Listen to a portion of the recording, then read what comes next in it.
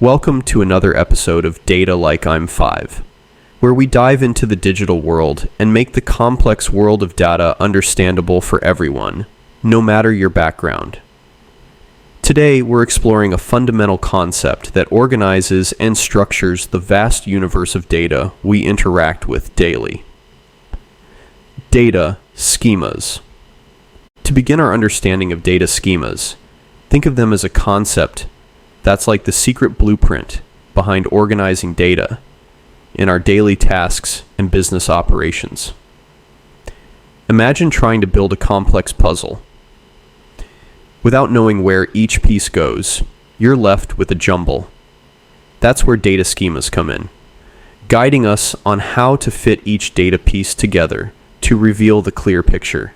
But why is the organization of data important? On a large scale, data schemas help make vast amounts of data understandable and usable. They ensure that everyone in a team, department, or company is on the same page, using data in consistent and efficient ways.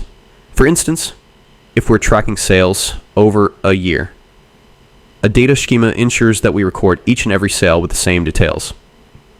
Date, item sold, quantity, and price, every time. This consistency is what allows us to analyze data, spot trends, and make informed decisions. So how are data schemas actually built? At its core, building a schema involves deciding what information is important and how it should be organized. Let's say you're organizing an event and need to keep track of your guests. You decide you need their names, whether they've confirmed attendance, and their meal choice.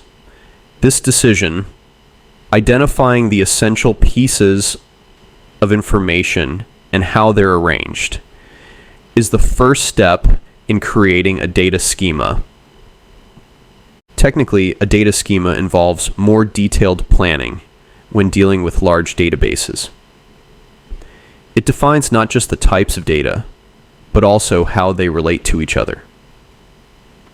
For example, in a database for a bookstore, one part of the schema would detail books, titles, authors, genres, and another part would detail sales, sale date, quantity, books sold. The schema connects these parts so you can easily see which books are selling best. And that wraps up our journey through the world of data schemas today. It's amazing how something as simple as organizing data can have such a profound impact on our ability to make sense of the information that surrounds us every day.